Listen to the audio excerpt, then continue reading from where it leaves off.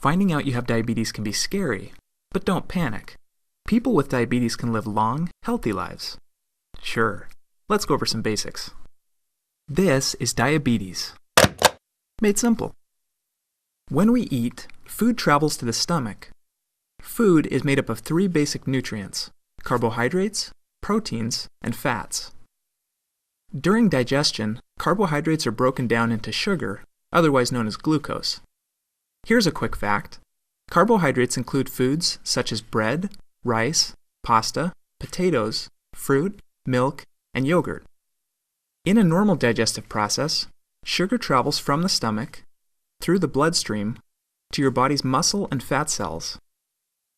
However, sugar can't enter these cells without the help of a special hormone called insulin, which is produced by the pancreas. Insulin acts like a key, unlocking the doors to the muscle and fat cells and allowing the sugar to enter. The cells then use this sugar as fuel to provide energy for the body. When this process is functioning properly, sugar entering the bloodstream from the stomach is able to exit the bloodstream at the muscle and fat cells. In this manner, the body is able to regulate the concentration of sugar in the bloodstream. Now let's see what happens in a person with diabetes. Sugar enters the bloodstream, but one of 2 things happens. Either the pancreas does not produce a sufficient quantity of insulin to match the sugar entering the bloodstream, or the body cells do not respond to the insulin that the body is producing. In both cases, the result is the same. Cell doors remain closed, causing sugar to get backed up in the bloodstream. As a result, blood sugar levels rise. This creates several problems. Because sugars are not able to enter your body's cells, your body is not getting the fuel it needs. As a result, you may feel tired or fatigued.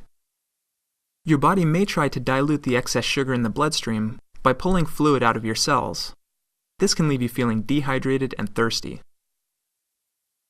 Most importantly, over time, exposure to high blood sugar levels can cause damage to vital organs connected to the bloodstream, such as your eyes, kidneys, nerves, and heart.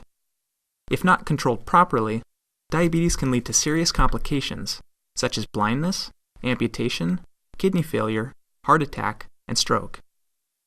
In order to avoid these complications, people with diabetes must take steps to keep their blood sugar levels in a normal range. One way to do this is through diet. By reducing the amount of carbohydrates you eat in a single meal or snack, you can regulate the amount of sugar entering the bloodstream and prevent your body's insulin supply from becoming overwhelmed.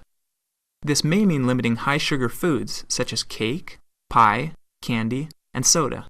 You know which ones. Another way to regulate blood sugar is through exercise. Physical activity makes your body's muscle and fat cells more receptive to insulin. In other words, those muscle and fat cells that wouldn't open before, now they will. Finally, your doctor may prescribe oral medications to increase your supply of insulin, regulate the amount of sugar entering the bloodstream, or make your body's cells more receptive to the insulin your body is producing. In some cases, insulin shots may also be necessary. Okay, let's review. We've talked about what diabetes is, a condition where either the body does not produce enough insulin, or the body cells are not receptive to the insulin being produced. We've seen what complications can arise from it, such as fatigue, dehydration, and damage to vital organs. Finally, we've discussed ways to manage it through diet, exercise, and medication. For more information about your specific health diagnosis and treatment plan, please talk to your doctor.